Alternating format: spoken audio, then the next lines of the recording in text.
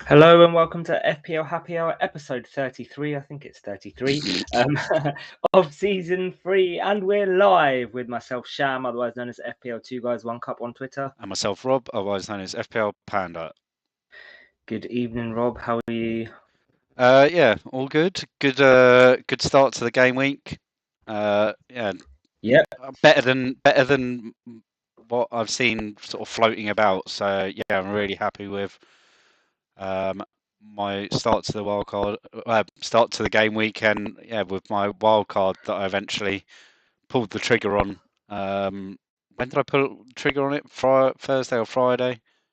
Um, yeah, so yeah, really happy. I guess Despite in a the moment we can look at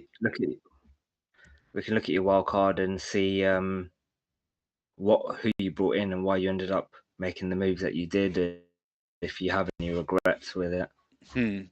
yeah, it was a good I ended weekend. up Apart doing a last minute captaincy on James. didn't work out too bad, did it? We're getting a lot of lag tonight. There is a little bit of lag. It's a lot of lag, isn't it? Um, Yeah, I ended up doing a last minute captaincy on James. It's worked out. nice. Yeah, I mean, I thought about it, and then I kept it on Rudiger. I just wanted to be 100% sure before I stuck it on James. I think being on the wild card, it and owning James anyway. Like I didn't feel I had to go and stick the captaincy on him. Whilst if I wasn't on a wild card, I probably would have only been bringing in Reece James, and I would have probably put the captaincy on him. But because I had that fallback of knowing that Rudiger's more or less guaranteed to start both games, I kind of felt like I could captain him instead. But yeah, then seeing that not only is Azpilicueta out, but Alonso's potentially out as well for the week, it kind of made it more likely that Reece James would start both games quite comfortably, because of the lack of other decent fullbacks, and the fact that Chelsea are trying to sort of keep ahead in that race into the top four. Like they're well in front of everyone, but there was a point when it looked like other teams were clawing them back. But it looks like United, Spurs, West Ham all dropped off the pace quite a lot, and it's only Arsenal that are keeping up at the moment. So yeah, I think Chelsea seem to be fairly comfortably stuck in third place now. Should we have a look at how we ended up doing? Because I ended up, if we have a look at mine first, Rob, Yep. I ended up doing a last minute move where I wasn't going to. So I was like in 50-50 whether or not to make a transfer. As you can see, I had Saka first bench. So essentially, whoever I had brought in was going to be replacing Saka. And because I wasn't going to drop any of the double game weekers, and I was going to be keeping Salah and Kane and TAA as definite. So it was either Saka or someone. Um, the moves that I was thinking about doing was Bowen to Fraser. So that was one of the moves. The other move was Tierney to Rudiger or James. It was gonna be. I waited until kind of 10 o'clock on on Saturday. Still hadn't decided, and then I was watching a lot of streams. I think I watched Andy's stream, and then I was looking at stuff on YouTube, and I saw Big Man Backer, who does quite a lot of stuff for the Wire. He's on the Wire. He was captaining James, and quite a few people on captaining James, and I was like, there must be a reason why all these people are going for James and captaining James. Like It's they're the all quite upside, isn't it? It's that ceiling. expert. Yeah, We knew the ceiling was going to be high, and the floor potentially is just what the same as Rudiger, isn't it? yeah. So I was thinking, okay, fine. Well, look, I've got a lot of people on bench boost this week. I'm not going to be getting bench boost. Let's take the gamble and go James and captain him. Um, So I did that. It was on Rafinha. So beforehand, I was going to go Rafinha captain. Ended up going. Obviously, the downside of that is I've got Saka on the bench. But in any case, if Saka started, James wouldn't have been in, and Rafinha would have been captain. So I made 6 points on James being in my side, and then obviously the extra 18 on captain because Rafinha was going to be captain. And then obviously if I did Bowen to Fraser, then I would have missed out on Saka points. So it would have been the same thing. So I think I did the right thing in the end. The only other Did obviously Fraser the get a only other 12 thing I pointer could have though? done Fraser got. 13. Yeah, that's what I'm saying. It would have been the same thing, right? Yeah. Because then I would have brought in Fraser for Bowen. Saka would have been on the bench. Okay, yeah. So it would have been the same thing, and I wouldn't have had James in my side, and I wouldn't have captained Fraser. I would have captained Rafinha. So yeah, look, so far so good. 63 points. Got Kane tonight, and then still got a number of double game weekers. I think 8 double game weekers still, so 9 to play, including Kane. Hopefully it does right. I think bench boosters are winning a lot this week, 20 plus points. But yeah, if only I held my bench boost. Well, if you held your bench boost, I'm not sure whether you've even used it this week. You might have liked I the look probably of. would have. You might have liked the look I of would have. next I week would have more. done Bowen to Fraser. No, I would have done it this week. I would have done Bowen to Fraser and bench boosted. I would have taken a -4 and done that. Who knows? Who knows? Right, should we have a look at yours then? And your wild card and what decisions you made and whether any 50-50 calls. So, who was it? Someone wrote there was a thread on goalkeepers and goalkeeper pairings and rotations between now and the end of the season. And I quite liked the Ramsdale and Dubravka pairing because like Dubravka has the 2 doubles. When Arsenal have got some tricky fixtures, Newcastle have slightly better fixtures. So yeah, ended up going with the pairing of Ramsdale and Dubravka.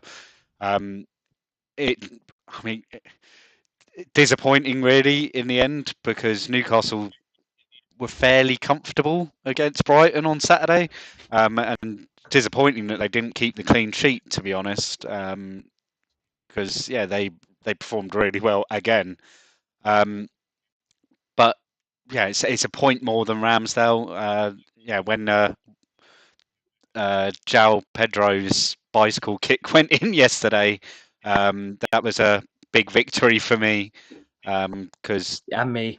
yeah, lots of Tierneys, Ben Whites, Ramsdale's out there. I think Ramsdale's about 30% owned in the game, and you have to imagine that 70 to 80% of those 30% started him. So yeah, it was a big plus with the Arsenal clean sheet wipeout. As mentioned before, yeah, James and Rudiger. I captained Rudiger because I just liked that security of knowing that the floor is probably going to be somewhere around 20 to 25 points for him this week. So I was quite comfortable with that, and it's only at the moment it's only a 6 point loss At on the moment. Reece James, but that could be more. Yeah, come when they play Wednesday night. Livramento is the real big disappointing. Yeah, he can still do something against Newcastle in his second game of the double, but the fact that I had him there with the double game week meant that I benched TAA with his 12 pointer. So yeah, just no chance really of that coming through. Yeah, unless Kane gets injured in the warm up and doesn't feature tonight, then yeah, TAA comes in. My big 50-50 of the week, and I got it wrong, was Willock versus Fraser on my wildcard. We spoke at length last week about You Newcastle ignored the assets. data last week where we said Fraser was the asset to go for, right? Yep. We ignored the Um, data. yeah, so I mean, we spoke about it at length, and I was pretty set on Fraser um, for quite a while, and I think it actually ended up being because I had money in the bank to spend. because Fraser's 5.3, Willock's 5.8, and I think I just didn't like the fact that I had that bit of extra money. Like I've got some money in the bank because my plan moved for game week 29, but I don't know. I think it was just in itchy fingers that wanted me to just spend a little bit more money to get Willock in instead of Fraser. Other than that, yeah, started Saka. That worked out perfectly. He was brilliant against Watford. Could have had more returns. Disappointing from Ramsey. Like Villa score 4 times and Jacob Ramsey doesn't come away with a return, which is a bit disappointing. I mean, Salah doesn't matter that he blanks. Everyone owns him. It's just bad for those that captained him this week. And Mason Mount, 3 points in the bag, and you'd imagine he probably starts again against Norwich. His minimum he's going to get is probably another 3 points. Did you ever think about having Havertz instead of Mount? I did think about Havertz instead of Mount, but it wasn't really it wasn't the 50-50 call that I had with Willock and Fraser. And even the 50-50 call with Livramento and TAA. I think I was very much set on Mount, like I knowing that there's the set pieces there and everything. I mean, I think if I had Havertz, I probably would have felt I need to captain him, which would have worked out. Like it would have worked out, but I might not have felt so comfortable. Maybe with the knowledge of what happened with the double game week earlier on the season, where he completely ruined a lot of people's game weeks, and I avoided it. And I went Mount that week and captain Mount, and it worked out. And I think that was probably playing in my mind a little bit. Went with Mount instead. And Was then Coutinho ever an option? I thought about Coutinho, but I think it was a case of I'd probably not had the third Chelsea asset in Mount and would have had Coutinho instead, and probably had one less. I probably wouldn't have had Ramsey. I probably would have gone Gordon instead. But yeah, there was sort of lots of tinkering and playing around to get to something that I liked that could potentially leave me with a bench boost in 29 if I wanted it, but also looking towards 31 and being able to possibly roll a transfer in 31 to then be able to attack a double game week in 32 that we know should happen. So yeah, there was a lot of sort of looking ahead with how I built my wildcard and making sure that I wasn't tying up too much money in certain places so that it made it difficult it left me very static with where I could make my moves.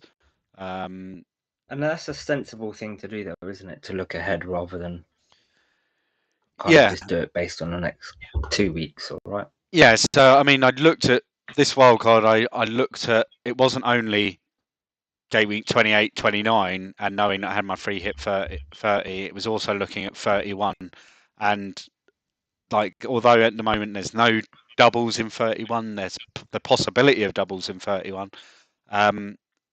But it's set up quite nicely for 31. I know that if there are no injuries and with my plan moving 29, I have a very good team out for 31 whilst rolling a transfer, which is perfect, really. So Glasto's just put in the chat that Fraser has a knock, so you might get away with Willock. I might, but Fraser's already got the points in the bank. Willock hasn't. So yeah, true. Yeah, although I think that was the other added risk. I think with Fraser that he is injury prone, and before Eddie Howe came in, he hadn't played much football for Newcastle. Steve Bruce didn't seem to play him that much.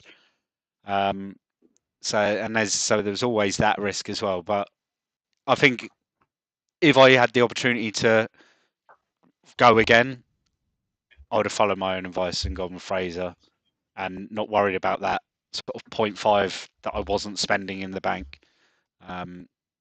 Because I think I'd prefer to right now. I'd prefer to have Fraser, and he doesn't play the second game, than hoping that Willock can catch up. Yeah, fair enough. Okie doke. Let's have a look then. So obviously we're halfway through game week 28. It's really difficult. We were thinking about what to pod about earlier. It's difficult to make any moves and transfers, knowing that there's still another 3 games, and then plus tonight's Tottenham games, so 4 games still to go. A lot of the moves that people might be bringing in might involve some of the players, so it's kind of difficult to know what to do. So we thought we'll just have a quick whistle stop tour of the weekend's games. If there's, we'll have a look to see if there's any players that we're potentially looking at from there, and then preview game week 29. Again, just a quick preview. The main thing tonight is a Q&A. So if you're in the chat and you want to drop any questions, I think Glasser's in the chat. So if you've got any questions, we'll get them answered. It won't be a massive long pod tonight. Again, as I say, it's difficult to know what to discuss when there's still 4 games left to go and a lot could change.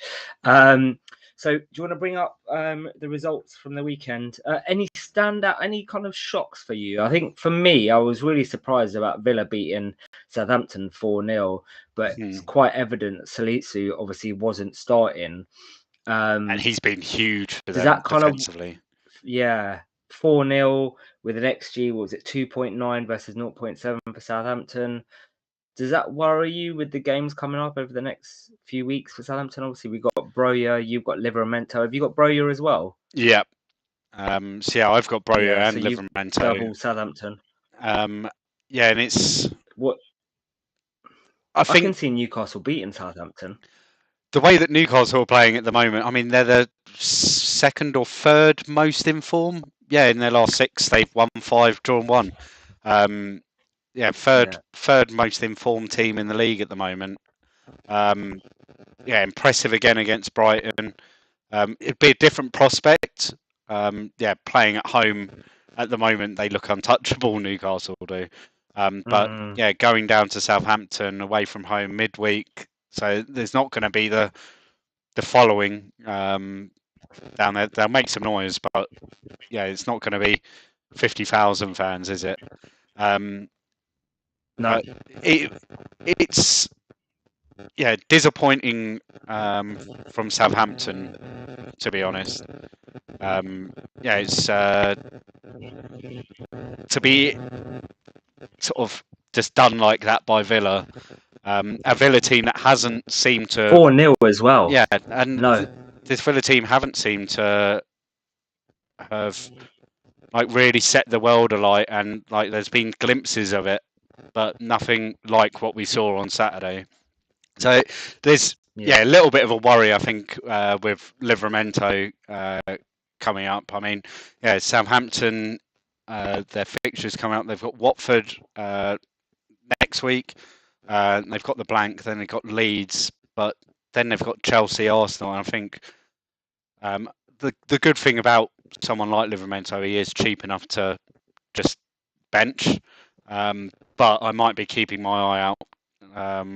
With the potential of a bench boost later in the season, I might be keeping my eye out for someone else with a bit of value to come in instead. Instead of Livramento. Yeah. But it's a difficult one. My shock result over the weekend was probably Wolves. Although I say shocked, I briefly mentioned last week about... You predicted it. Yeah. You said it. About their expected goals conceded and everything. That they have been disappointing, and we've kind of seen it with Jimenez being completely out of form, and them just struggling to be able to find the net. But to get beaten at home 2-0 to Palace, I wasn't expecting that. I was expecting sort of maybe a 0-0 or a 1-1 or something like that, but I wasn't expecting them to get so comfortably beaten as well. Palace was 2.6 XG. It's kind of I mean, how do you feel with that result? And you've got Kilman and Says, haven't you?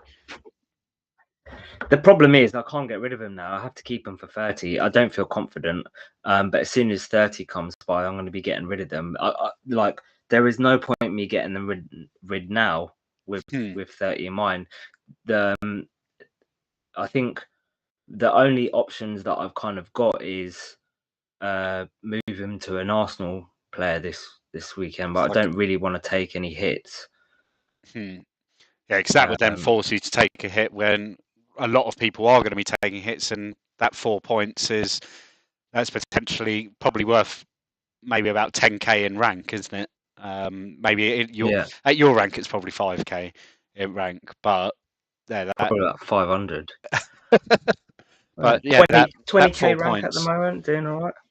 Yeah, when we're going to be seeing in game week 30 a lot of people sort of doing 8s and over the next couple of weeks doing 8s and 12s and 16s in hits, like being able to get to 30, being able to field out a team and not be taking hits, it's going to already put you in advantage.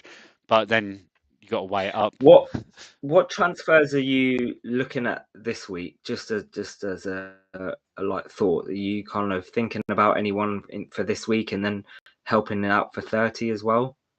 No, I'm with my wild card. I kind of set myself down a route of I am free hitting in 30. Okay. Yeah, I think Fair enough. it would have. I don't think I would have wildcarded if I wasn't free hitting in 30.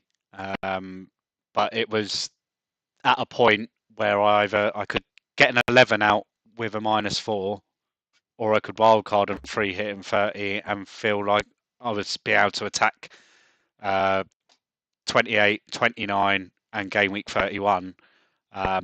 So my one move this week will likely be Rudiger to Robertson, and that will be that. It was going to be who did I can't even remember who I was going to bring in. Oh, Thiago Silva originally. Instead of James, and it would have been Thiago Silva to Robertson, but now it's going to be Rudiger to Robertson, which leaves me a bit more money in the bank because Rudiger's like 0.2 or 0.3 more than James.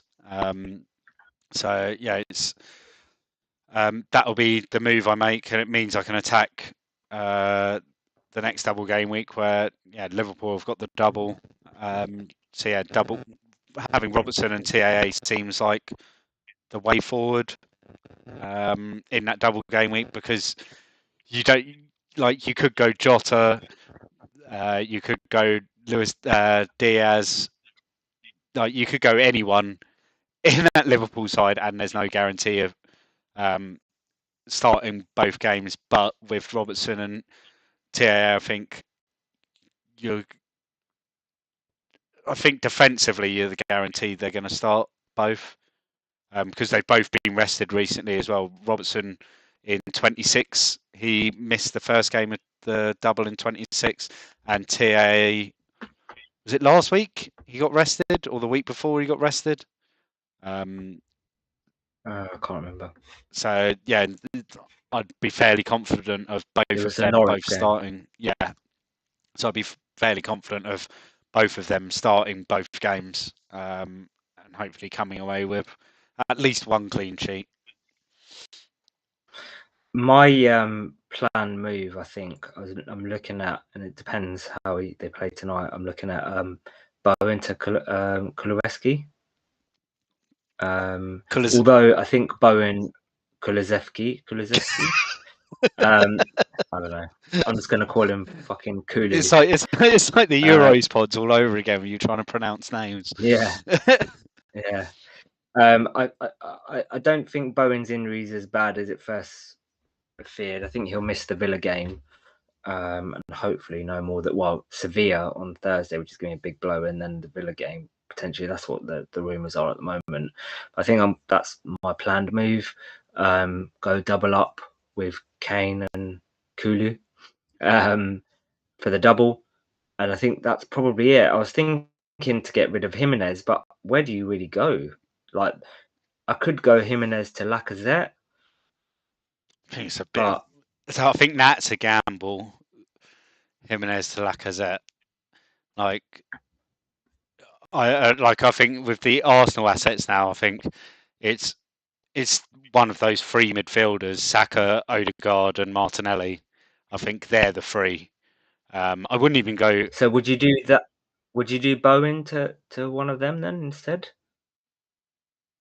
I mean, you've got Saka, Bowen to Martinelli or Instead of Odegaard. Kulu? I'd go.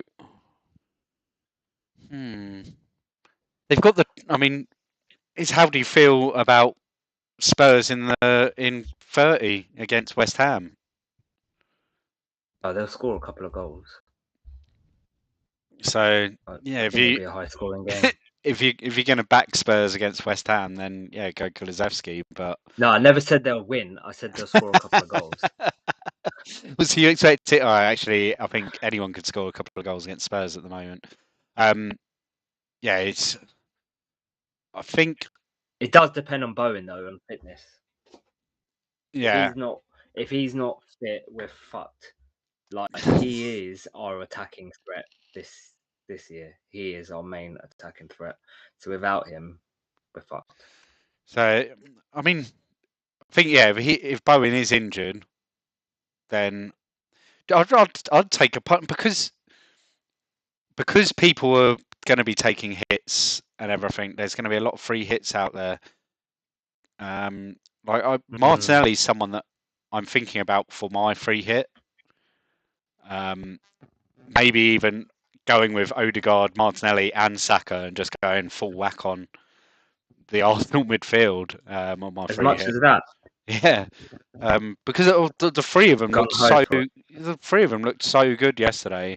You can tell the way Yeah, that they did. Odegaard, um, he's got a lot more freedom now because they are slightly more sure when they haven't got the ball. So he's got more Yeah, freedom it's true. to make those runs into the box. I think where there's no Aubameyang there, um, they just seem a lot more solid in the midfield. So he's got that freedom to make those late runs into the box and or overlap Lacazette, and yeah, it's allowed him to get returns. He's had a few returns in the last few weeks, and he could have had more. Yes, like we saw Saka could have had more. Martinelli could. Odegaard could have had more yesterday as well. So yeah, he's someone that I've yeah definitely got my eye on for the free hit and maybe even beyond because of how cheap he is. Yeah, he could represent some great value in the midfield, especially with how Arsenal seem to be playing. But they've probably got one of the sort of toughest sort of ends to the season. They've had quite a nice run of fixtures, but towards the end of the season, they play Man United, they play West Ham, uh, they play Liverpool next week. They play Spurs. They've still got yeah fixtures to be arranged against Spurs, Chelsea, and City. I think so. Wow. Yeah, like they're even though they're going to have double game weeks, they're going to have double game weeks where the second game's a tricky one. Um, so yeah, I guess in terms of looking forward, then if we go for obviously you're in a position where you're using your free hit in 30, but for those like me that aren't, I guess Arsenal and Spurs are really only where you can go at the moment, right? Obviously, double next week and then play in 30. yeah, and then they've got the slightly better fixtures the other side of 30. Arsenal away to Palace in 31 and Spurs at home to Newcastle in 31. Um, you could argue West Ham, they've got the Everton at home in 31. Good fixture, I think, for West Ham. Um, yeah, You're not Villa. bringing any West Ham players in now, right? No, I'm not. Like, Yeah, I don't think anyone should be looking at any West Ham. um, yeah, maybe even Villa. Like, yeah, Coutinho could be good value in 30 against Arsenal. And then yeah, Wolves in. 31.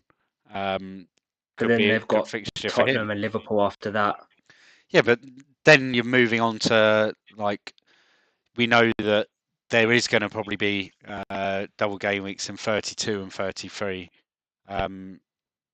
which mean, there'll be other assets to maybe move Coutinho onto, um, for those doubles. So yeah,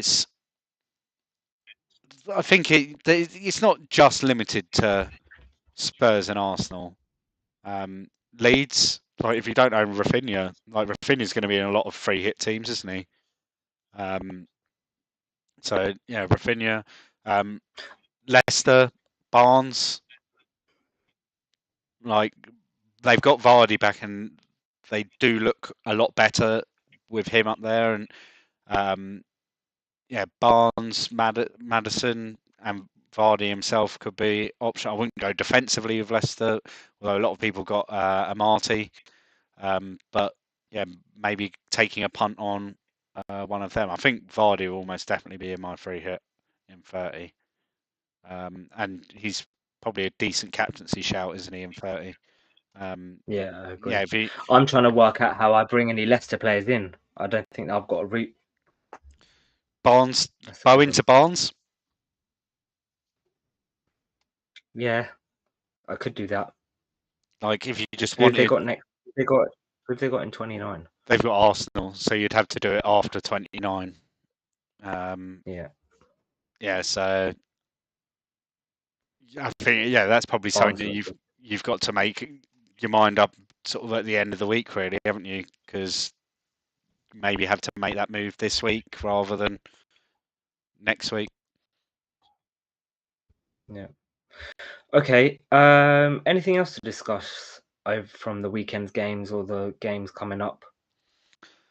I mean, we'll have a quick brief look at the fixtures next week. I mean, a lot of people. From obviously, we've already spoken about who we kind of want to bring in based on if you haven't used your if you're planning not to use a free hit in 30. What about for those that in your position have got a free hit, so don't need to worry about 30?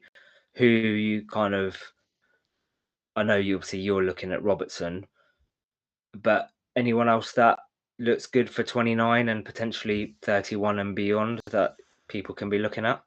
Um, Everton, we know, have I guess people that have got doubles. yeah, Yeah. we know that Everton have got 4 games to rearrange, I believe. So we know that they're going to have at least 4 double game weeks between now and the end of the season. Like, so in the next 9 game weeks, 50% of them are going to be doubles for Everton. And we know Yeah. that from the team news this evening that Calvert-Lewin starts for Everton. It'll be interesting to see how he does.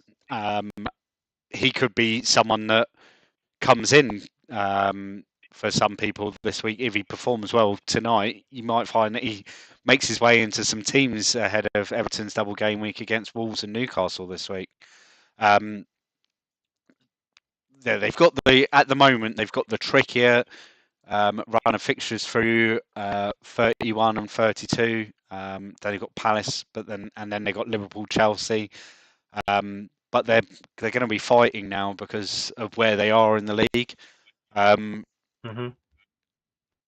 But we know that a lot of these fixtures, like against United and 32, I think that is pretty sure to be there'll be a double game week, so they'll have another fixture with that United one. And I'd fancy my nan to score against Man United at the moment, let alone DCL.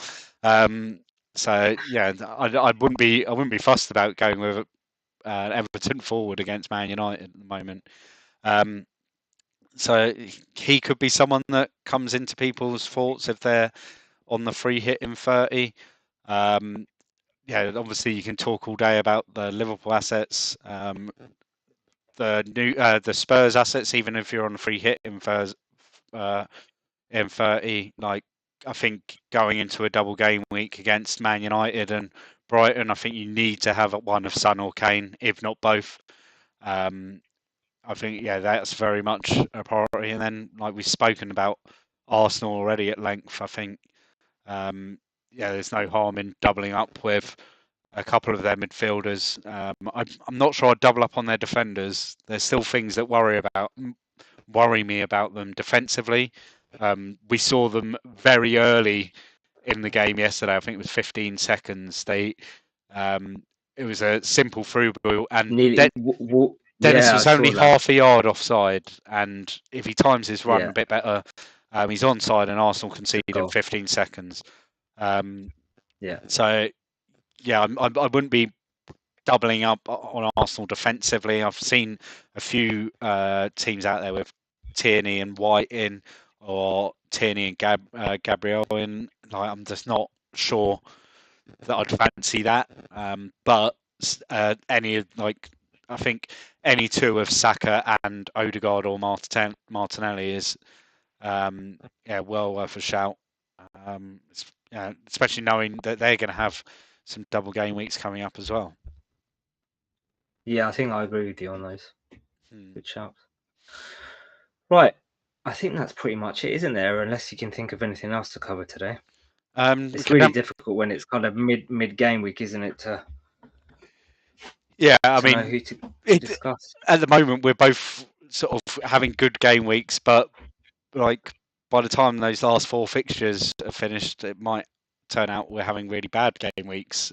Yeah. It's I think for a lot of people they've started the game week badly. Yeah, there's still a long way to go, and yeah, there's still a lot of points up for grabs. But yeah, and for a lot of people they've still got captains to play in, James, Rudiger, etc. So it's yeah, there's a lot of points still to be had. Yeah, they're disappointing ones for people that captain Salah, and we saw I think his effective ownership was still like 130% or something crazy. So there's still a lot of people that didn't want to go with the Chelsea defenders and yeah, decided to go on Salah instead. Um, I mean, my only hope is I was Southampton. going to say let's quickly discuss captaincy, but I guess it's Salah, right? He's got a I, double game week. There's no, no other option but Salah. yeah, I think well, we know that. I mean, we're not going to see his effective ownership anywhere near what it was in game week 26, but we know that there'll still be a lot of triple captains being played on Salah in 29.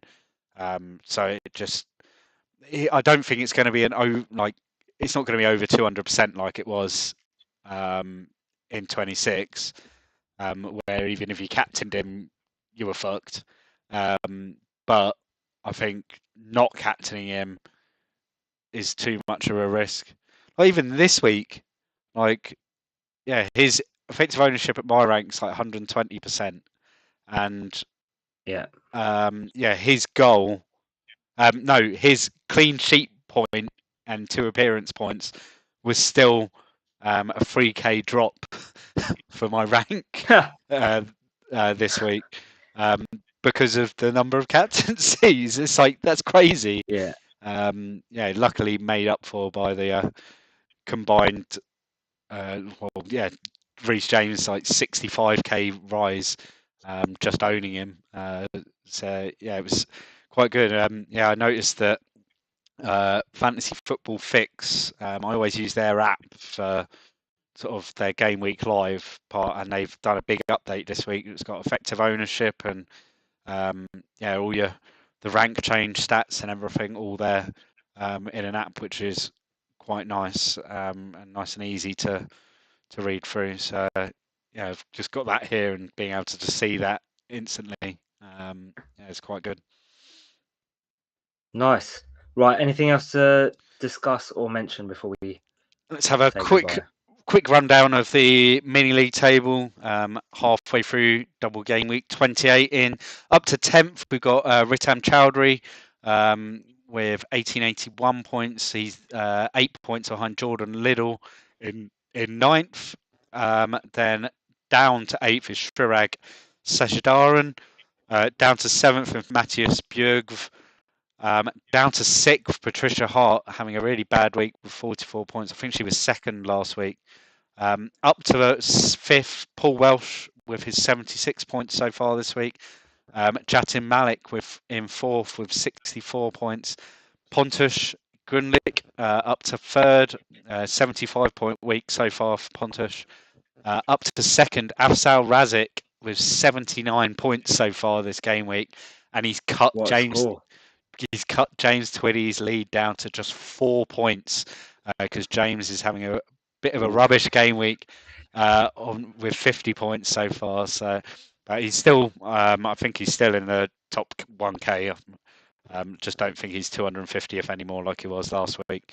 So yeah, that's pretty shit, isn't he? Yeah, he's only.